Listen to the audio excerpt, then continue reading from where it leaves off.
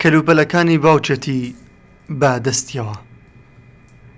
محەممەدی تەمەن 3 ساڵان یەک چرکەش خۆی لە باوەشی باوچیدا نەبینیوەتەوە، چونکە چەند مانجێک دوای شەهیدبوونی باوچی لە دایک دەبێت.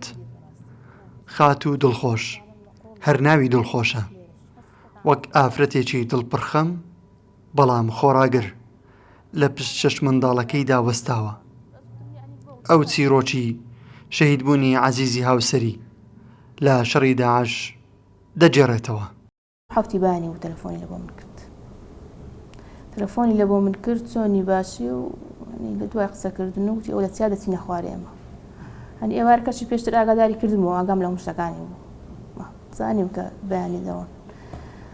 کە تەلەفۆنی بۆ کردم تی ئەوە دەچینە خوارێ لە چیا، وتم باش ئاگات لە خۆت بێ و ئیدی دوای کردێ سوحبەت، گوتم ئەدی سیارەکەت، گوتی بۆ خەمی سیارەکەتە، خەمی منت نییە. وتم بەرێ وەڵڵای خەمی توشمە و خەمی توم نییە، قابل لە بە سیارەکەت دەبێ، گوتی نا سیارەکەم لە ڕەبایە بەجێهێشتەوە. گوتم باش ئاگات لە خۆت بی. گوتی باشە توش ئاگات لە مندارەکان بی. وتم باش پێکەنین و قسەی خۆش و سوحبەت و ئیدی خواحافیزی کرد و ئەو ئاخر قسەکردنی بوو لەگەڵم. شەید عەزیز تەواوی ساڵەکانی شەڕی پێشمەرگە لە دژی داعش لە بەرەکانی پێشەوەدا دەبێت. چەند جارێک بریندار دەبێت، بەڵام دوای چاکبوونەوەی دەگەڕێتەوە بەرەکانی شەڕ و ڕوبەڕووی دژمن دەوەستێتەوە. خوێنی ئەو ئێستا بۆتە شانازی بۆ خانەوادەکەی. شانازی پێوە دەکەم، لە ڕێی کورد و کوردستان شەهید بوو لە شەڕی داعش. چکە بە خۆت دەزانی تیرۆریستانی داعش هەڕەشەن لە بۆ هەموو دنیا. تێدەگەی ینی ئەوانە شەرەف و ناموسی ئێمەیان پاراست، بەڕاستی شەرەف و ناموسی ئافرەتی کوردیان پاراست بە پیاوی منیشەوە بە هەموو شەهیدەکانیشەوە.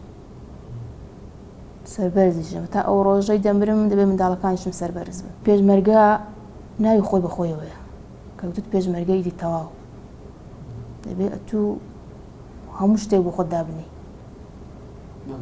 کەسیش باوەڕ ناکەم ئەوەی زۆر زۆر قەناعەتی بە کورد و کوردستان نەبێت بتوانێت پێشمەرگایەتی بکە. ئەوە قەناعەتی خۆمە، من لە پیاوی خۆمەوە تەماشا دەکەم. ئەگەر زۆر زۆر دڵسۆز نەبێ باوەڕ ناکەم بتوانێت پێشمەرگایەتی بکە. لەم ڕۆژەدا کە ڕۆژی یادکردنەوەی قوربانیانی دەستی تیرۆرە، کوردستان پڕە لە نمونەی ئەم خاتونە و منداڵەکانی کە ئازیزەکانیان لە پێناو پاراستنی کوردستان بەجێیان هێشتوون. محەممەدی بچووک لەگەڵ خوشک و برایەکانی ئێستا بوونەتە مایەی سەبووری و ئارامی ئەم هاوسەری شەهیدە و ژیانی لە پێناو ئەواندا فیدا دەکات. نەورەس عەبدوڵڵا، کوردستان 24 هەولێر.